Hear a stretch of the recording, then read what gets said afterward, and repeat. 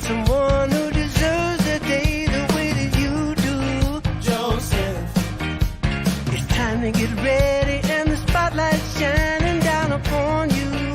Joseph, so be fast, hold from.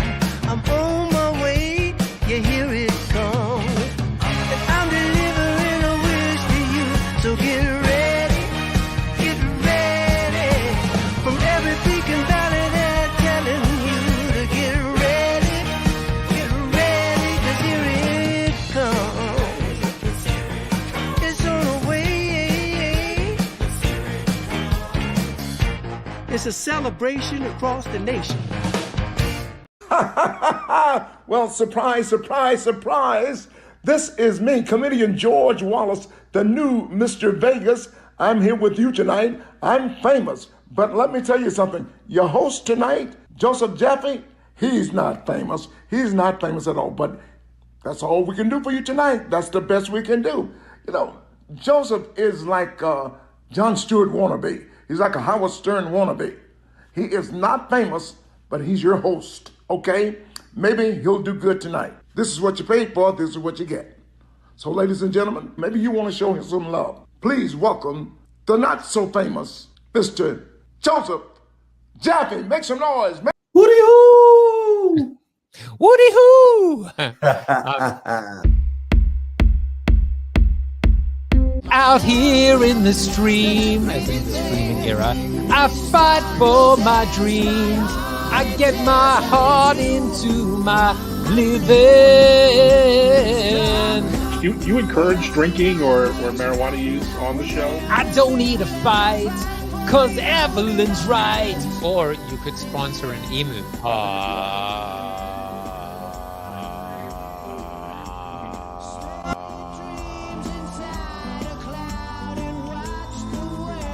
I'm Batman. That's your tweetable moment, folks.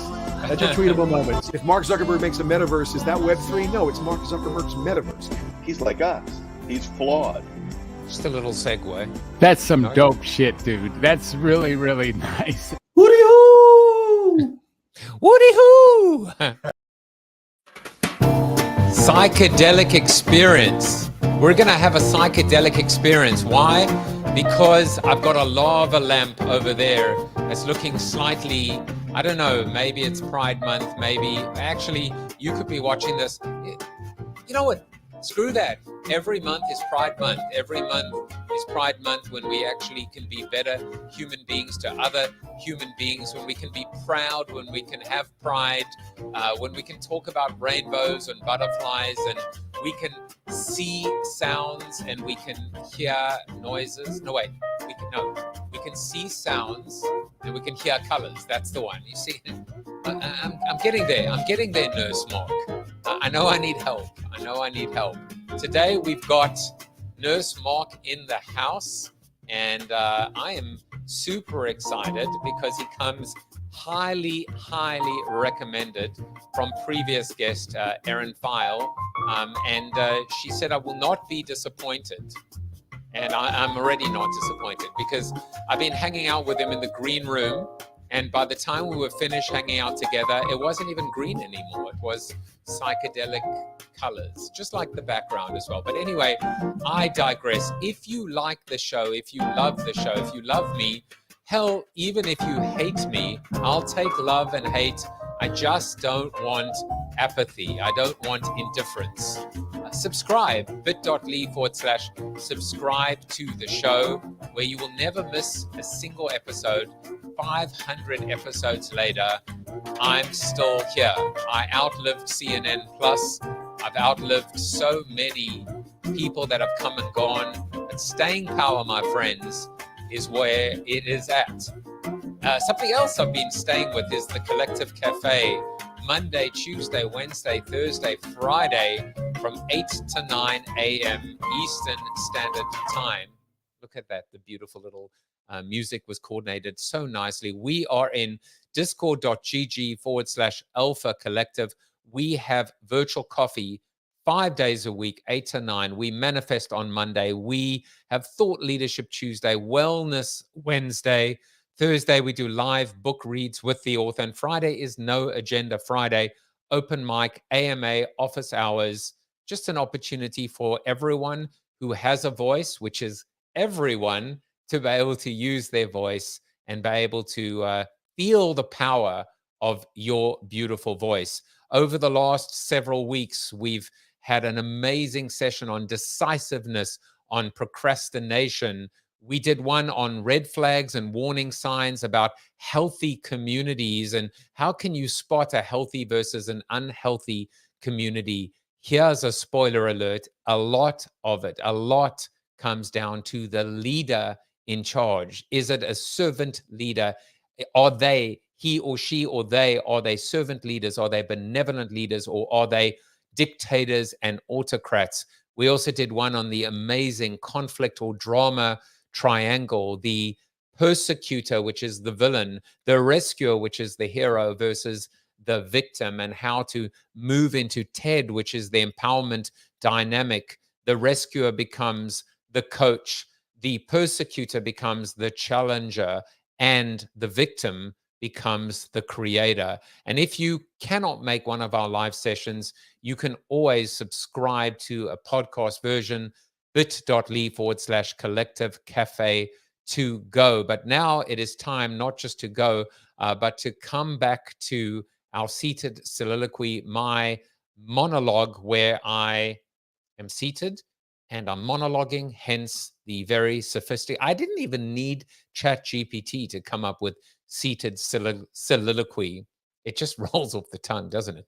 But today is called cognitive dissonance, something that my guest is going to be talking about. And we always do a little bit of an homage to my guest. So what is cognitive dissonance? And does it have anything to do with cogs? No, it doesn't. But you know what? I'm punny, so, you know, sue me.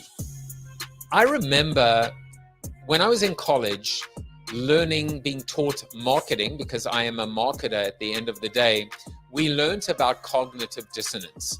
And the example that I remember to this day is when you buy something that, let's say, is high involvement, maybe let's talk about a car. Cognitive dissonance is when you suddenly start to doubt your purchase. You start to second guess yourself. I mean, I guess today we have all these anxieties and insecurities and a persecution complex. We just lose our confidence when doubt or self-doubt actually starts to gnaw away or erode at our decision.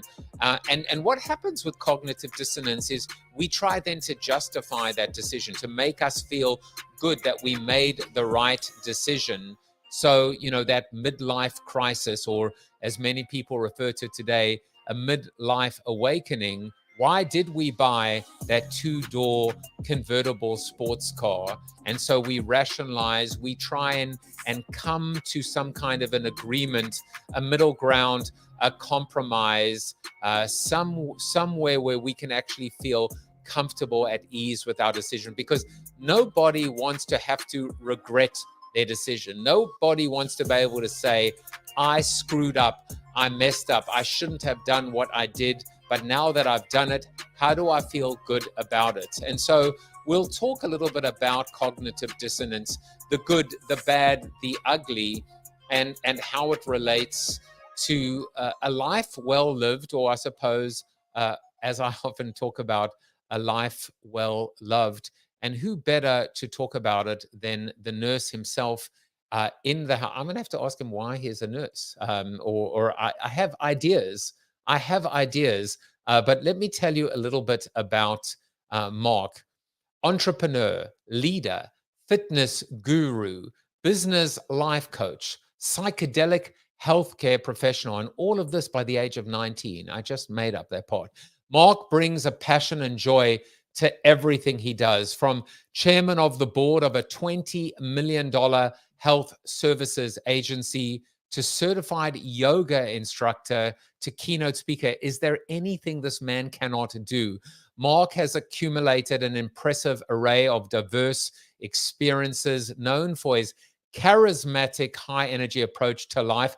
I'll be the judge of that. Mark has inspired many people to step outside the constraints that hold them back from ultimate success. Please join me in welcoming the man, the myth, the legend, the nurse, Nurse Mark. Welcome to the show, my friend. Ta-da! Oh, Joseph, it's so good to be here with you today. Whew. My favorite subject. You just talked about me. It's amazing. I can do that for the next 50 minutes as well, if you like. No. We got a lot to talk about. We really do. But thank you for that lovely introduction. I appreciate it so much. And our topic, cognitive dissonance. Woo. Amongst other things as well. So before we get into that, and I'm loving the tree behind you, the tree of life. I don't know, the tree of growth, the tree of discovery. By the way, where you just were, it looks like the tree is growing out of you. So when you come back to the trunk, there you go. The tree is literally sprouting out of you. Let me give you the full screen. Look at that. That is a screenshot if I've ever seen one in my entire life. But Mark, before we get into the not the weeds, but the branches or the leaves, we have a little fun segment called Fun Facts, where we send our sleuths, our investigators, our spies into the field to find out deep, dark, sordid facts about our guests. And the first one is, it turns out that you are a Barbizon School of Modeling graduate. And so the only, we actually had to find a photograph from you back in the day. And this is the best that we could come up with. But, that was a good day. Yeah, that was a good day. That indeed. was a good day. So it turns out the Barbizon School of Modeling is more than just being able to walk up and down the runway or the ramp, right? Yeah. It was great. It was a beautiful experience. Oh my gosh. Yeah. So tell us why. So, I always love this segment because in some cases it's not so much the what people select as their fun facts, but why they chose it. Why is this one of your 3 fun facts? What does this tell me about you that I need to know? Because I'm not model material per se, Joseph, but it was a defining moment in life, right? So I ended up going because I was working with a guy third shift who was not particularly attractive. I was working in a machine shop, 19 years old. And this guy was not good looking, and he sprung it on me at 3 a.m. in the morning. Hey, I'm going to Barbizon School of Modeling on Monday. And I said, I had to be honest with him. I said, bro, you're not that attractive. I don't know why you think you're going to be a model. He says, no, hold on a second. I'm going to be one guy in a room with 25 of the most beautiful women. And I said, what time are we going to meet? What time? That was it. That was my total motivation. The thorn amongst the roses. And it was great. I mean, it's great. I tell everybody they should have an experience like that because it's great for confidence. But let me ask you a question. Like, who determines whether we're good looking or not? I mean, all I see when I look at, I haven't seen you yet. I've just been staring at myself. But I mean, are we not 2 of the most good looking human beings ever to be created? I think we are absolutely 2 of the most beautiful human beings ever created. And I'm sure we can find people to back that up. But general consensus, like I'm not George Clooney or, I'm not what you would normally say. I think I'm getting cognitive dissonance about delusional cognitive dissonance. All right. So what else did we find out about you? The man of many talents. When he's not modeling, he sang with a symphony orchestra at Jordan Hall at the New England Conservatory of Music. And again, we have a photo of that. I mean, you in those days you had a big head, though. I mean, you were quite I've grown into it. My body has grown into it since then, but it was a problem since I was a child. Yeah. So I also sing. I'm not sure that I necessarily sing very well. I do a little bit of liturgical music and in my spare time shower singing and School of Rock. But tell us about this experience. What did this give you that has helped mold you into who you are today, if anything? I love to sing. It's one of the things that it's a joy in my life. And anytime I get an opportunity to do it, I will do it. So I'll perform. And I started in liturgical singing. So started in a choral group. And here I ended up with this symphony orchestra doing Verdi's Requiem. And it was a spectacular piece of music. And Jordan Hall is considered one of the top 10 places in the world to record acoustically. So to be there with a full symphony and to have my family there and just have this moment to perform, it was magic. Yeah. It's amazing. And I believe the auto tune that day was incredible. I'm just joking. All right. So we go from, and I will also spare people that are watching the pleasure or the pain. It's all in the eyes and the ears of the beholder to not ask you to sing today, because we've strike one with the looks, you and me both. We could be strike two with the singing. We'll leave that to the imagination. We will not strike out when it comes to conversation. Now, the third, and we get from the ridiculous into a little bit more of the sublime is you were, how do you pronounce it? Eucharistic, is that right? Yeah. You were a Eucharistic minister in the Episcopal Church. And, and I'm not going to this time do some very bad Photoshop, but there is a very interesting connection, because to the subject at hand, or one of the subjects at hand, I had Brian Murarescu on the show, and he wrote an incredible book called The Immortality Key, where he has traced psilocybin and various psychedelic presence to not only the birth of and the ancient Stoics in Greece, the philosophers, where you would come to be initiated, where your rite of passage, but he started to uncover some very, very interesting traces, and I mean literally and figuratively, of psychedelics in religion and in the early days of religion. And so whether we think of wine, whether we think of wafer, whether we think of different religions in terms of seeing God, in terms of having spiritual experiences, the concept of the wine being spiked, it's fascinating stuff. It is. So there is our segue, my friend. Yeah. The Eleusinian mysteries. Yes, of course. 2,000 years of history where they had initiates, up to 3,000 at a time. Imagine having a psychedelic experience with 3,000 people. Oh my gosh. Hell, I'm just trying to work on a psychedelic experience with myself. And all the voices and the personalities that are trapped inside, waiting to come out. But let's, we'll get back to cognitive dissonance. First of all, let's talk about the genesis of Nurse Mark.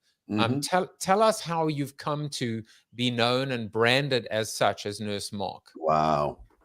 Yeah, it's been a wild road. I'm an entrepreneur by nature, and was completely not in the healthcare space up until 2017. For some reason, and I think it was because I was dating a nurse back in 2009, and I loved the stories that she told about her interactions with people. I went to school nights and weekends while running my last business and got a nursing degree. Didn't use it at all, just had it. And then in 2017, I sold my share in that business, and I ended up kind of moving to New York City and connecting with an entrepreneur. She and I lived together. She had an amazing company in the cannabis space early on. And, I was cannabis agnostic. I had this nursing degree. I didn't care if you use cannabis. I never used it. But the more I dove into it, the more I found that it was a medicine. And, I went 100% all in. I found the first master's level program in the world for cannabis medical science and therapeutics. Graduated 2021, one of the first 138 people in the world with that degree. Wow. And just dove into the cannabis space. And that opened the door for everything, brother.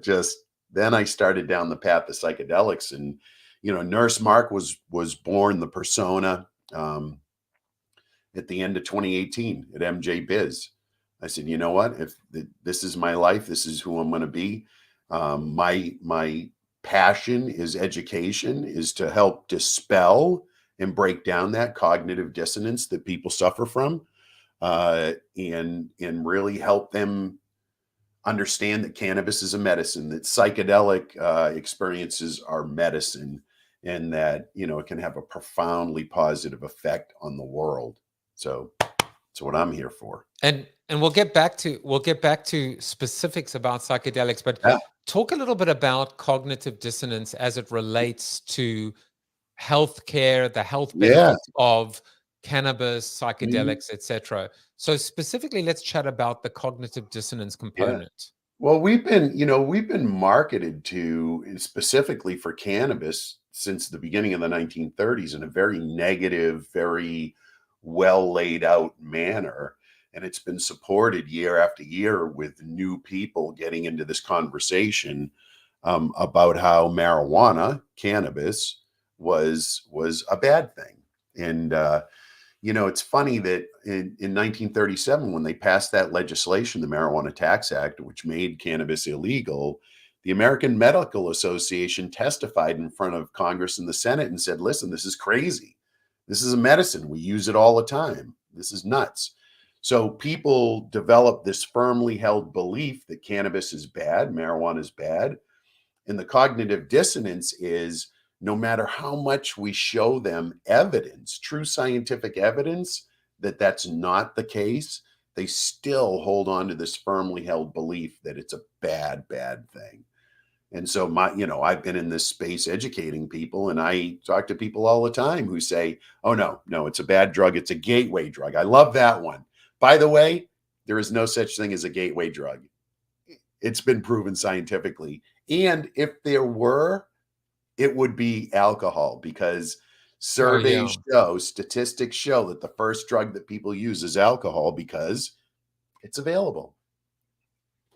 Isn't there like there is I don't know whether it's a scene from a movie or just like this general belief, which is somebody comes and they testify or they present and they pretty much produce all the evidence, all the research, all the hard data, all the facts, and the person on the other side says, yes, but besides the facts, what have you got? Right? What else you got? Besides the truth, Joseph. Besides that, what do you got? What I need are alternative facts, damn it, not facts. Hey, you know what it is? They need facts to support the narrative. And that's what, right. That's what the National Institute of Drug Abuse has given folks for years and years and years, is nothing but negative information, right? So they only fund studies that come out with a negative outcome towards cannabis. And so the narrative continues. This is your brain on drugs. This is right. This is your brain on drugs. Like, I love fried eggs.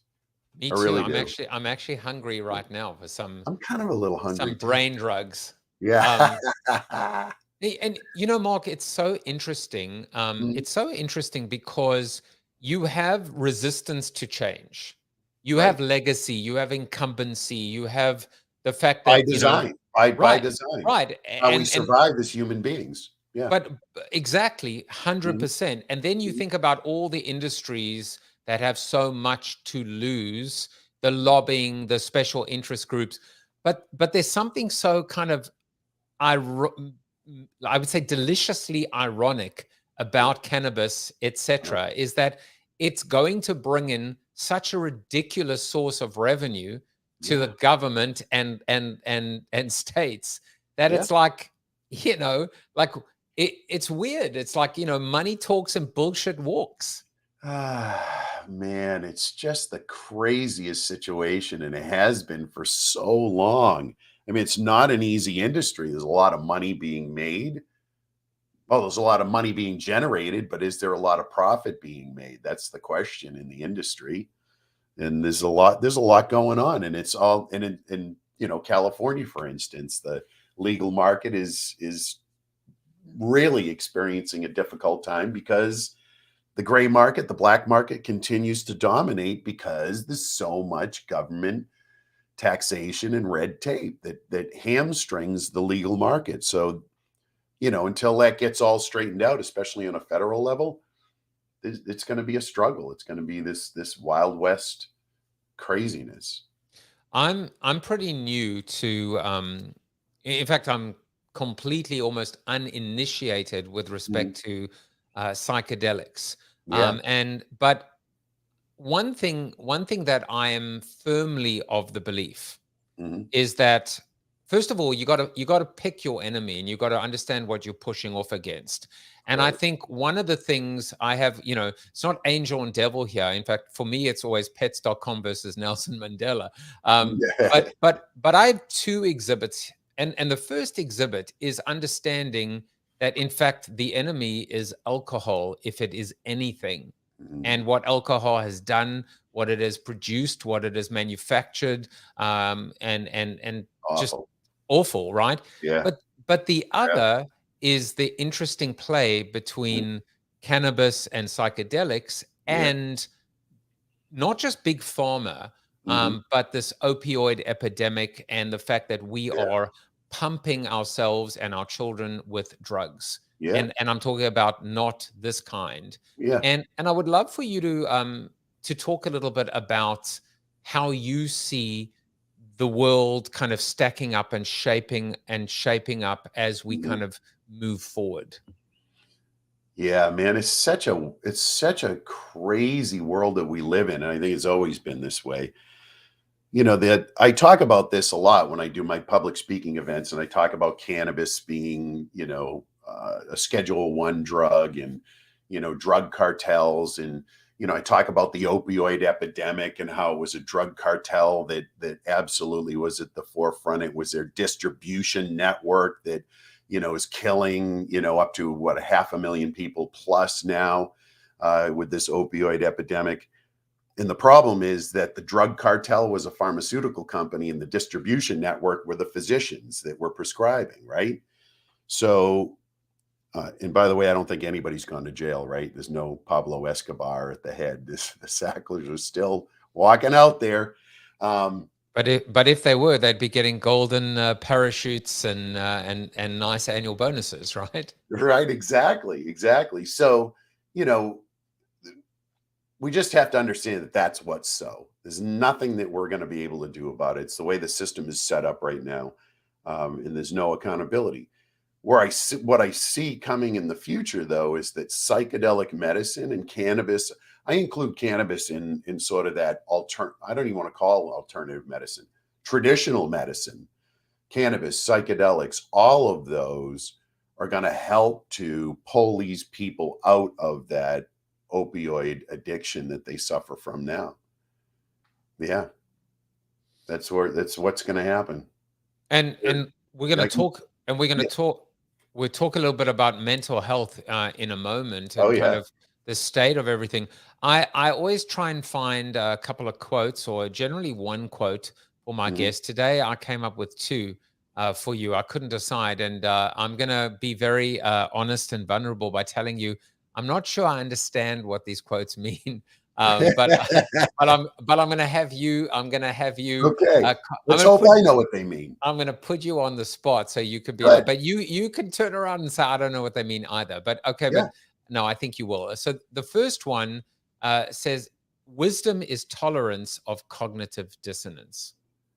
Okay. So That's Robert Thurman. so I agree wholeheartedly that wisdom is tolerance of cognitive dissonance, because cognitive dissonance is such a part of the human experience. Like, it's not something we should be surprised about. It's a mechanism that is part of what keeps us alive, right? Tribal community. We all believe the same things. The tiger's going to be in that bush right there, so we don't go there. Yes. Okay. So understanding that that's the case is that's a little bit of wisdom. Now what do we do? How do we deal with that once we've accepted that it's true? It's tolerance of cognitive dissonance. You know, I also think of I was listening to an amazing podcast on Diary of a CEO, And I think it was Nira Yull, who's done a lot of work with ADHD, or at least trying to understand ADHD and procrastination and distraction. And he spoke about scheduling time to worry, which I loved. So, which is like, instead of, and then another episode actually on the same podcast was dealing with happiness. And it was a study where they found that they would call people randomly during the day and ask them if what they were thinking about at that moment was related to what they were doing at that moment. And they found out that people that were thinking about other things were less happy than those that actually were thinking about being present. Like right now, I'm present with you. I'm not focused on did I leave the stove on, or am I going to go for a run later, or did I forget to pay the mortgage, or how am I going to pay the mortgage?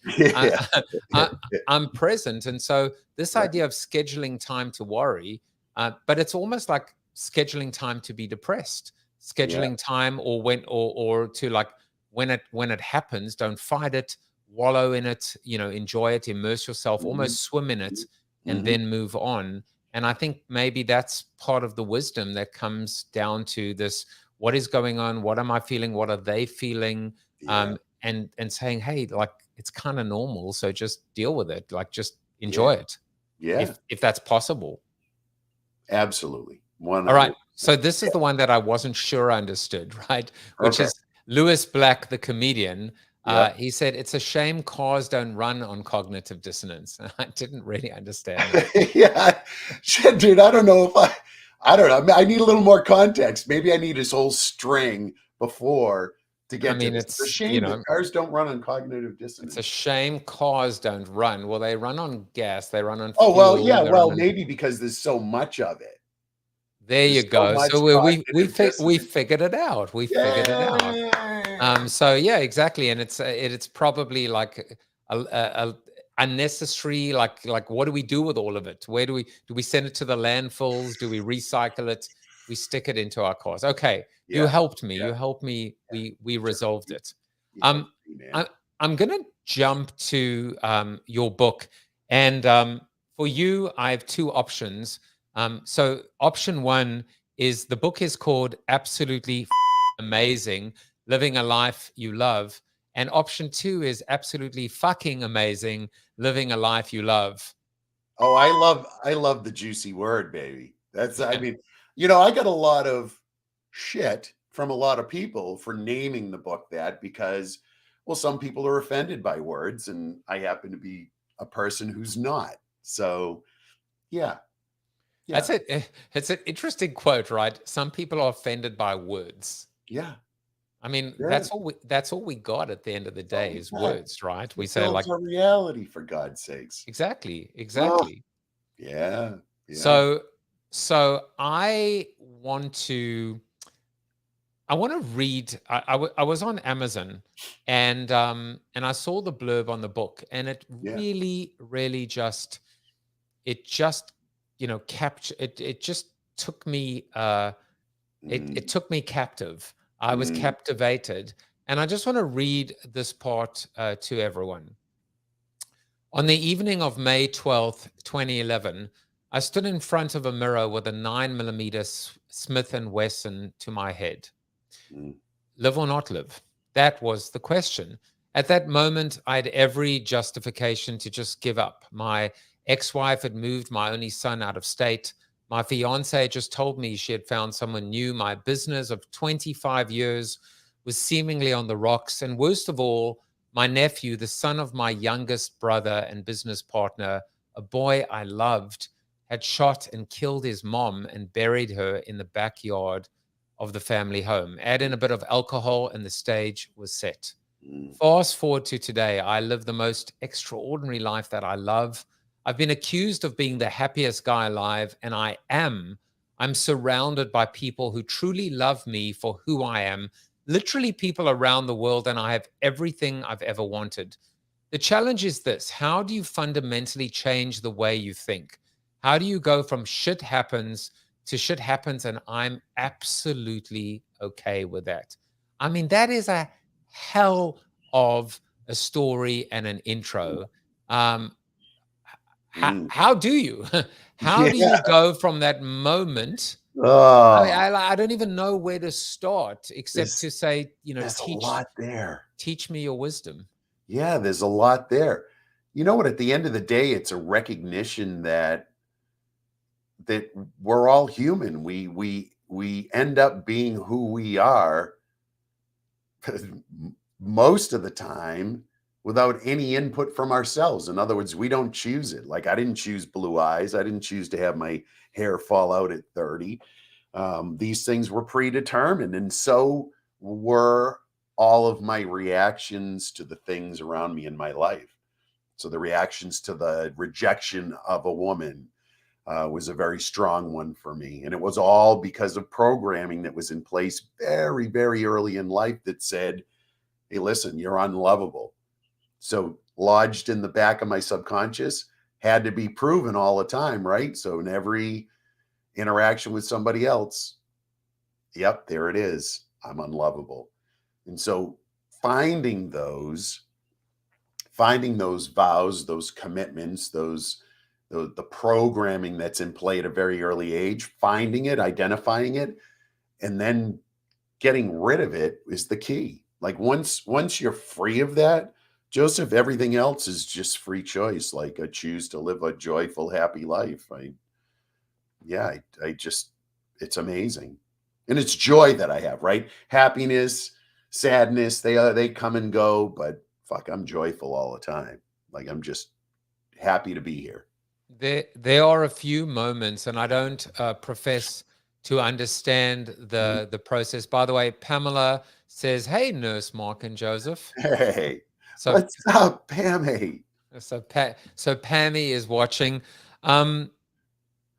If we had to compartmentalize it, there is a period and there is a series of events that lead someone to essentially, literally or figuratively, put a gun into their mouth. Yeah. And then there is the moment where they either pull the trigger, God forbid, or somehow they don't. Yeah. It's easy for me to point a finger. It's easy for me as an individual to say the ultimate act of cowardice is to basically off yourself, to take And that's yourself what out. everybody says, right? They say, oh, what a shame. What a selfish prick he was. He killed himself. I'm going to tell you right now, Joseph, and for everybody that's listening, at that moment when somebody decides that they're going to kill themselves, they believe it's the most selfless thing they can do. Yeah.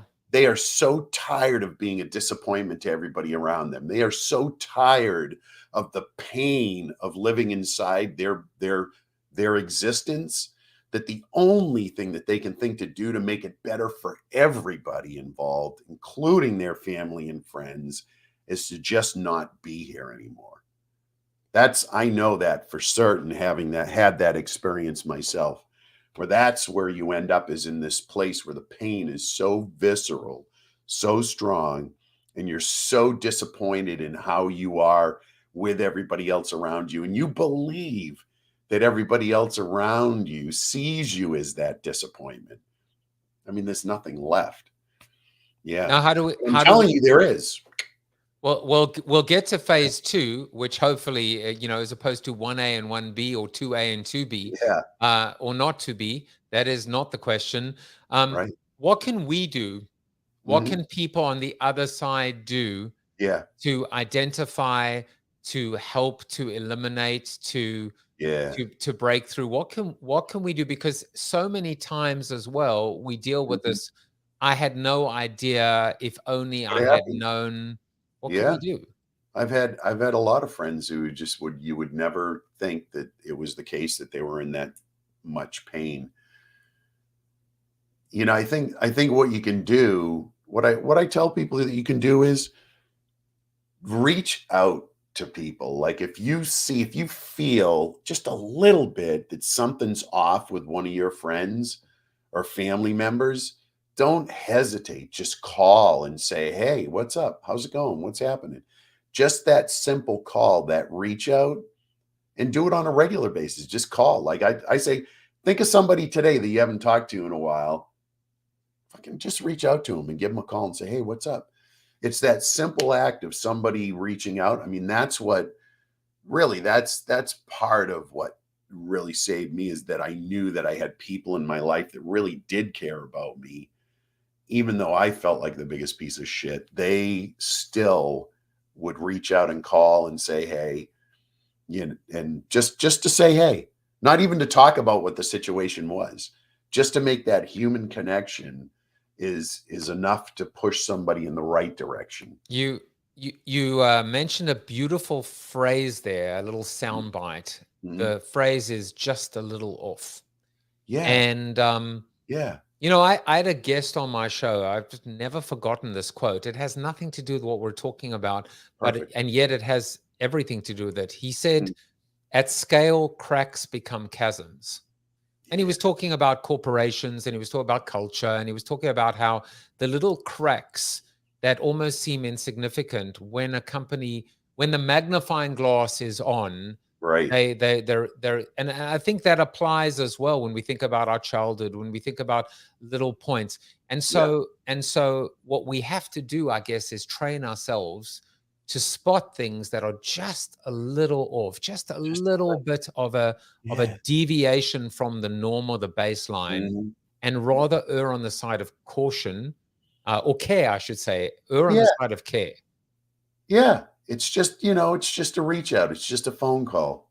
You're just saying, hey, in that little bit of human contact, human connection, human caring will make all the difference in the world. And there's a lot of people out there who are not going to say where they're at, right? They're not going to share that they're not vulnerable. They're not going to share that they're having troubles or struggling. And again, when you're in that mindset, you really don't want to bother anybody else. Like, you feel like such a burden already that for you to even talk about it to somebody else is unthinkable. Like, you just don't even want to open the conversation and show weakness, or it's a difficult spot. It's difficult when you actually, like, I don't want to bother you, but I'm actually thinking about, taking, Yeah. dot. I mean, it's an insane, Right. it's just a massive contradiction. Yeah. But now let's talk about it. So you're at that moment, and you Mhm. choose not to go through it. Yeah. Can you remember the moment? What made you back off? Well, number one, I didn't want my kids to find me with my brain splattered all over the room, That so I was thinking about sounds them. that sounds fairly reasonable, I would say. It's a fairly reasonable thought. I was thinking about them, but I really had this voice in my head that said, hey, listen, we're not done yet. You got stuff to do. Part of what I do when I speak is I share that I had treatment resistant depression my whole life, which means I've been on every medication. They've tried every modality. And, thank God for psychedelic medicine, and thank God for all of the things that I have done up to this point, which have had a positive effect, which have unwired some of the stuff. Um, and all of that together, some stuff very specifically was able to unravel all that. But sharing that part of the treatment resistant depression, and letting people know that it's okay to talk about this shit. Like, it's okay to say, yeah, I was depressed. Like, I had my first diagnosis was ADHD. You were talking about it earlier. That was the first one, and like age 25. Next one was bipolar. I was treated for bipolar for 20 years, all of those horrible medications. 5 years at the bipolar clinic in Boston, which is Mass General and Harvard. So top of the food chain, right? I'm there with a psychiatrist 5 years. At the end of that 5 years, I'm not on any medications. And he says to me, I don't think you're bipolar, dude. I'm like, 20 years of being treated with all these medications, right? At the end of the day, it's treatment resistant depression. So, it's just, we're so complex, and it's so hard to figure these things out. And it's okay to talk about it. It's okay to be in treatment. It's okay to take medications. It's okay not to take medications. Like, I just can't tell you how excited I am, Joseph, about this new world that we're entering, or we're re-entering, right? Because psychedelic medicine has been around since the 40s, or for millennia it's been around, right? It's been It's been utilized by indigenous folks for a very, very long time for religious and healing purposes. And here we are entering this space. And I can tell you, having been a client, a patient in this system that we have had, this new way of treating is amazing and powerful and So effective. I want to talk about that in the time we have left. Yeah. You talk about this entrenched stigma surrounding mental Yeah. health issues, Hell. and absolutely, and this idea of you know, during the last 3 years, where Clubhouse rose and dominated the zeitgeist and certainly so many of our lives, I started hearing a lot of phrases I'd never heard of before, like trauma dumping and oversharing and triggering Oh yeah.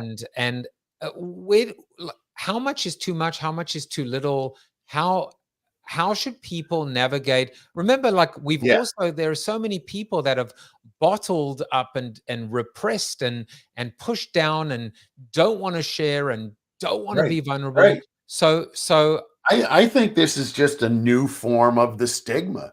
The stigma is just morphing into this new thing that says, oh, everybody's talking about it. Don't talk about it at all because it's meaningless now because, I might get triggered. Well, I like to talk about triggers because triggers aren't out there. Like Joseph, you triggered me earlier. Well, that trigger is not you.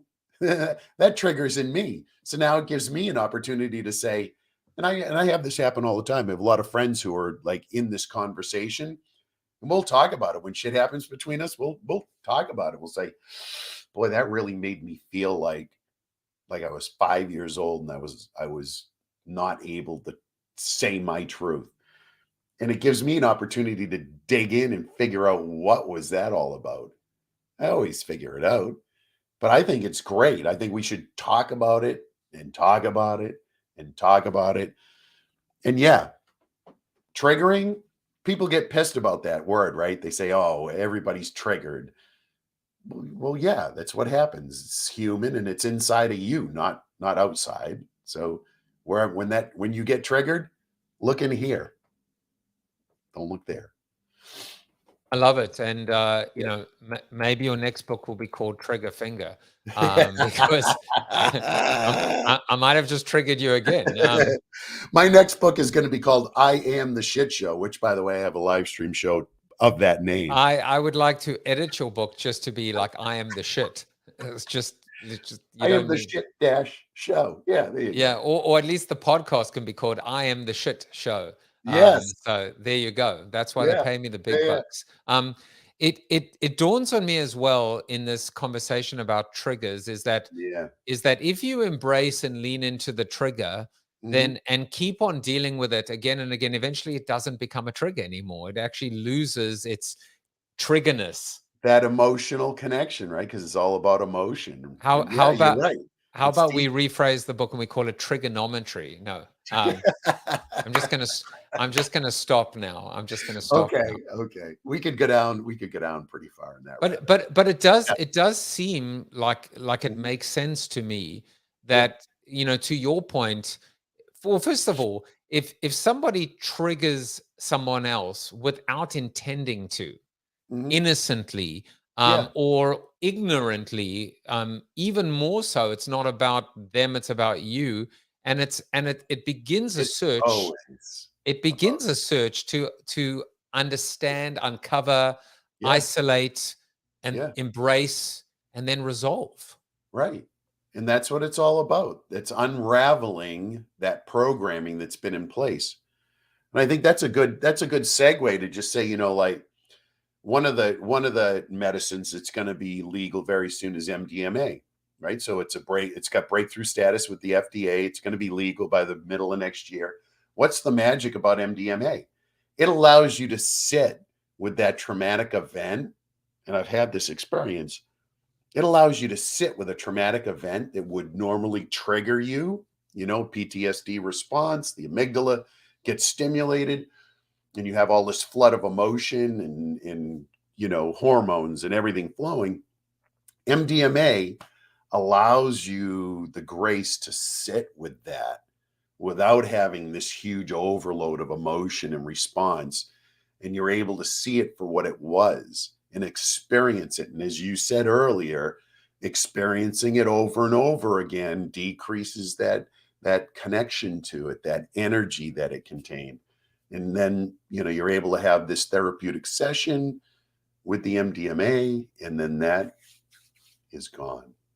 And we don't have anything like that right now, Joseph. I mean, we have things that work okay, not like that. That's magic. Now, something else that seems like it could be magic is the psychedelic. I mean, this is I love it. It's the Psychedelic Science Conference 2023. Why are you excited about it's coming up, isn't it? No, I just got back day before yesterday. Oh, you know what? I remember I was looking at it. It's in June, right? So, Yeah. so tell us about the highlights from PS 2023. Oh, Sounds like a public school. It was first, it was the largest psychedelic medicine conference in the world to date. There were 12,000 people in Denver. And it was just simply amazing to have all of the different groups there in one space. So you had, the sacred medicine folks, or, indigenous tribes. And then you had, the leaders in the psychiatric community. And I'm talking, the people at the top of the food chain who have been there for a long time.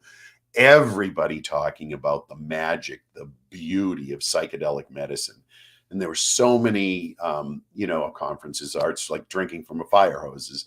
You wish you could split yourself into 10 different people and attend all of the different tracks. But the information that was shared there, it was beautiful. It really was. And one thing that I do want to note and that I agree with is that, we're talking about things like ayahuasca and psilocybin, and I think it's important to note that there are peoples who have been using these medicines for thousands of years who have an extreme amount of knowledge. It just doesn't happen to be random controlled trials. It doesn't happen to fit into our normal model of what evidence-based medicine looks like. I'm really firmly supportive of everybody being included, because the wisdom that they have and the experience that they have in utilizing these medicines is just priceless. So it all needs to be together. We all need to be together on this. And I'm hoping that that's what's going to happen.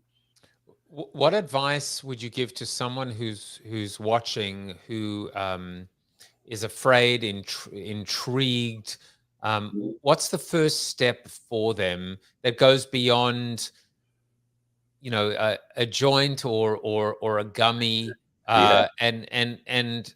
And we're specifically talking about not recreational, but medicinal. We're talking about the ability to actually, from a therapeutic, from a remedial standpoint, to actually fix some of the circuitry that has been shocked or broken or damaged. Yeah, very powerfully repair that, rewire it, really. So right now in the United States, ketamine, which I would consider a psychedelic medicine, although some people would argue that it's not, is being used to treat depression and anxiety. So that is like a first line. If you're struggling and you want to kind of try this, that would be the first place to start. And there are a lot of great clinics that are popping up. And so that's legal. MDMA, psilocybin are coming online in the next year or so. But there are plenty of opportunities, legal opportunities now to experience psilocybin and ayahuasca. And for those who are nervous, yes, I'm nervous every time. It's normal, because your ego is great at protecting you, and it's protected all of us for all since we've been humans. And the ego knows that it's not going to be involved in this experience. And I love the fact that your advice is yes. Yes. What do you do if you're nervous? Yes. Yes. Yes. And it makes total sense Yeah. because you're parking your ego, you're parking the outside world at the door, and I mean, for me, the fascination Uh, fascination is the fact that we are these unbelievably mysterious and complex yeah. works of art, flawed and Are we? perfected, imperfectly perfect, and we don't even have we haven't even scratched the surface Have in you terms seen of our that, power. Joseph? Have you seen that picture of, like, I think it was in relation to like Freudian psychology. It's the iceberg, right? And there's a little tip at the top that Right. is like consciousness, and then there's the subconscious, and then there's this huge thing. Well, it used to be in that picture for Freud, it was conscious was just the tip, and then the subconscious was way below. We've redefined it now. It's like conscious, what we think is subconscious, and then this whole unexplored area that psychedelics give us an access to, because it really does shut all that other stuff down. And then you're in this experience. And let me tell you that I can't even tell you what it's all about. Yeah, I Yeah. do know it actually very specifically, and recognizing that there are multiple layers now, and Yeah. there is a layer that is so deep and so it is not accessible. It is not accessible to us mortals No. without some help or Right. without some kind of process Yeah. or collaboration, etc. So and it's proving to really help in these extreme traumatic experiences or moments. Right. So Right. it's kind of like a watch the space, but don't feel you need to stay on the sidelines. Uh-uh. Take a trip to Colorado, Come um, on in. or Oh, Oregon, or come on in. yes. Oh, it's so good to be alive these days. That's going to be the new slogan for Colorado. Yeah. Come on Yeah. in. Come on in. Governor of Colorado, it's like, Yeah. Connecticut, it's like, welcome, what's it? Virginia welcomes lovers. I love New York. And Yeah. Colorado is just going to say, come on in. Come on in. Come on in. The Oh, water is warm. beautiful. It's beautiful. I mean, yeah. In the few moments we have left, Yeah. you go from this moment of deep despair Yeah. to a moment of being able to say self-proclaimed, self-diagnosed happiest man alive. Mhm. Do people ever call bullshit on that, to be able to Oh, say, yeah. like, almost this idea of like, Oh, yeah. really? Are you really happy? Are you really happy? Or is this just an act or a facade? I think I mentioned it early on. I changed that to joyful. Like, I'm truly joyful. Oh yeah, you mentioned. There are times that I'm happy. Are you the most joyful Oh, human fuck alive? yes. Absolutely. The most joyful motherfucker. I'm telling you, that's what I do. So when I work, I do some shifts on an acute care psych unit, then, adolescent and geriatric and standard. And that's what I do, Joseph. I bring the fucking joy. I bring the joy onto the unit, and there's nothing better than to have a schizophrenic smile at you after being in there for 3 months, battling, to try to get some semblance of any sort of happiness. One smile. God, it's worth it. It's worth it. Yeah, I mean, that's how we repair the world. That's how we fix the world. Yes. That's how we repair the chasm and the divide between the red and the blue, the left and the right. Just one smile at a time. Yes. It's not that hard. It's not that hard. And yet it is hard, but it's not that hard. Let's just do it. I've been playing around. Obviously, I mentioned this a lot on the show. When you've had 500 guests on the show in 3 years, you just get to meet so many people. And one of the beautiful threads is there's FOMO, right? There's the fear of missing out, and then there is something actually that Shira Lazar has built a whole collection around with Deepak Chopra, which is known as JOMO, which is the joy of missing out. And I created a new one called JOMU, which is the joy of messing up. But there's joy. There's joy when when you succeed. There's joy when you fail. There's just joy. You can be joyful. Yeah, I saw something about, I don't know, I saw some meme about the shadow, and we have like a light and a dark. And one thing that I do now is celebrate my wiring, the way I was wired, my depression that I had all these years. I celebrate that now because that's what taught me the most lessons, right? That's where all the learning was. That's where the love was. Celebrate your wiring. And I mean, again, it comes down to that it's a line, Dr. Seuss, you are the best, you are the best you that you can be. That's right. So just, warts and all, what makes you truly unique is what makes you 1 in a billion. Yeah, I mean, man. It's so funny, like, just final thought from this side of the virtual studio is we think about how unique whether it's our retina, whether it's our fingerprint, our thumbprint, we should be able to just run with that idea that this uniqueness that says no one is quite like you is reason or cause to be joyful and copy if you like, attempt to imitate, to rip off, to cheat, you can never do it because you can never be me. No. And we can never be Mark. We can never be Nurse Mark. But I want everybody to be me. I want everybody to have this amazing life that I live. Well, it's kind of like be like Mike. So be like Mark. We're going to go with. That's the new Nurse Mark slogan. Be like Mark. And you too can walk down the runway. You can sing. You can sing with an orchestra. You can preach. You can have branches growing out of your shoulder. Yeah, man. It is all in your hands. If you want to follow Mark on this amazing journey, you can do it on the Instagram, on the Twitter, in the club. You can find him in the club. You can connect with him on LinkedIn. You can even hang out with him. My standing joke is, "Oh, you're the one on Facebook." No, I'm the one left. I am the one left. Yes. Well, you know what? We need you to turn the lights off. I'm just about ready. But there are many ways to do that. And I can tell you, someone who maybe is not as joyful as Mark, but he aspires to be, especially after watching today's show, is Chuck Norris. You are Chuck Norris approved.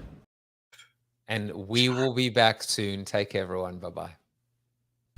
Thank you for watching the show about hope, positivity, optimism, and if there's time left over, a little bit of marketing with your host, multiple author, and global keynote speaker, Joseph Jaffe. If you like the show, tell a friend or two. Please subscribe to the show. And if you want to get inside news, previews of upcoming guests, and much more, visit josephjaffe.com/subscribe to sign up for the show's newsletter. And despite the best ministrations of your wife, you still look ugly.